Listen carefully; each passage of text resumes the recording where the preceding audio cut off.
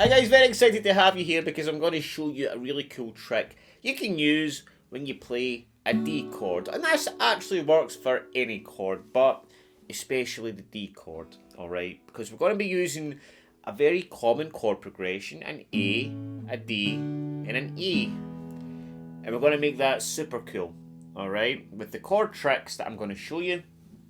And we're going to bash out a few licks, as always, as well. So, get your guitars up and get ready to have some fun.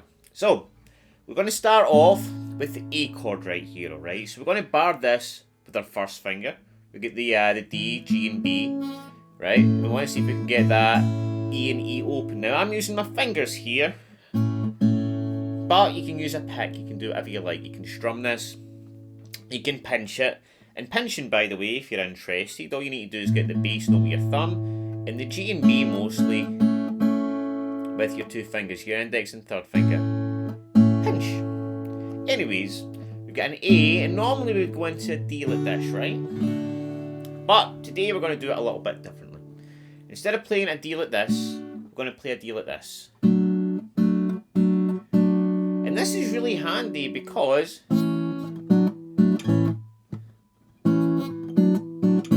works really well with that A chord, right? So what we're doing here is we're keeping our fingers in the A chord like that, and we're putting our middle finger on the B on the 3rd fret, and our third finger on the D on the 4th fret. And what's really happening here is we've got a triad, a smaller inversion of this bigger chord, which is the C shape. Oh, you went high there. C shape.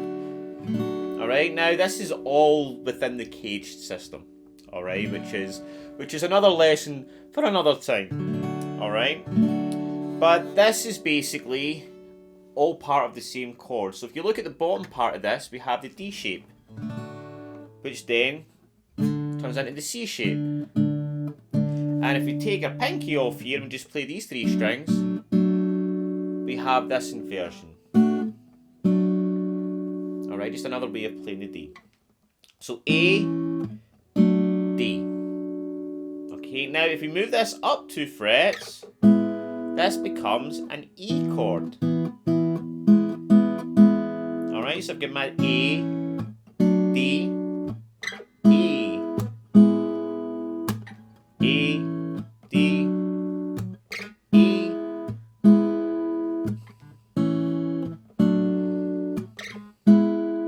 And that's going to be our progression, alright? So just get comfortable with that first before we start adding in some tasty licks. A, D, E,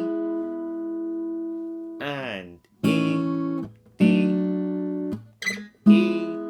Now I know it will take a little bit of time for your fingers to get used to this new shape, but once you do, it's good fun.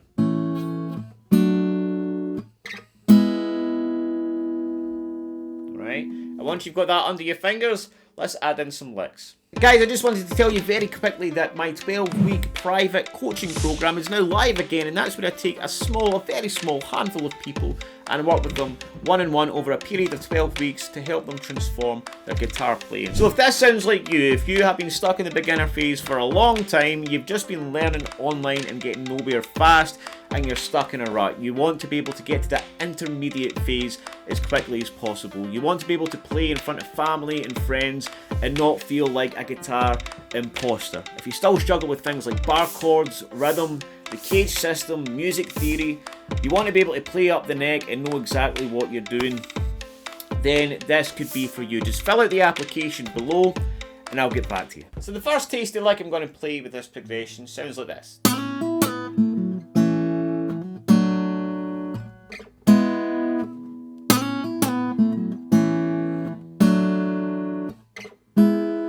Alright, so what I'm doing here is I'm just using the A major pentatonic scale. So when you've got this shape, you get shape 1. You've also got shape 2.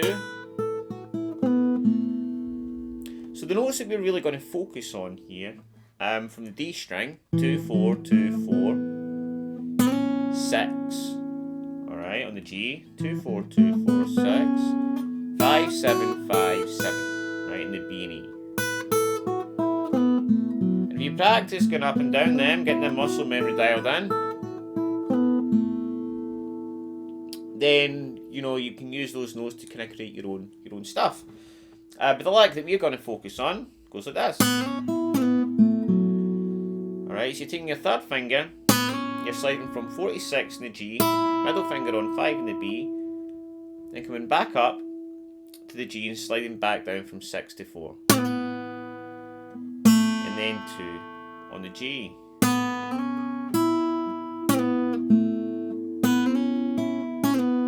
And then 4 on the D. Okay.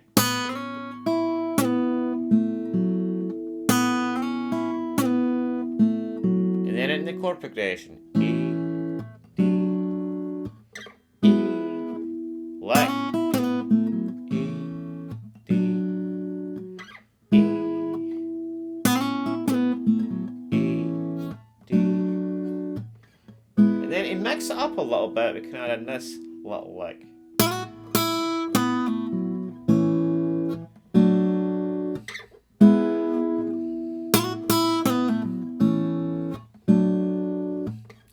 So all I'm doing there, a little variation of that lick.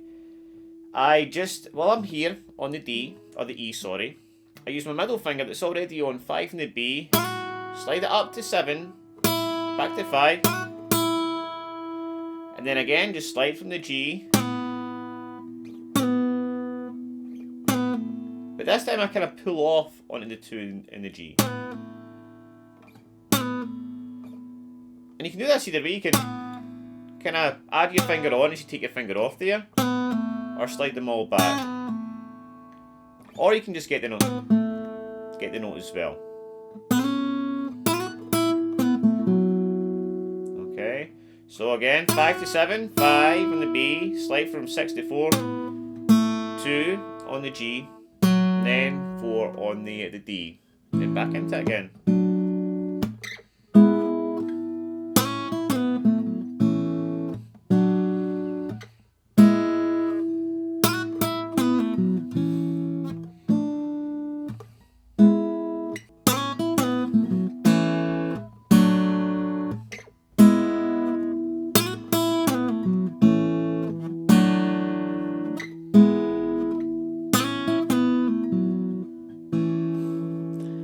So guys, I hope you enjoyed that. I hope that gives you another bunch of stuff to add to your growing tool belt. Alright, so take it easy, and I'll see you in the next lesson.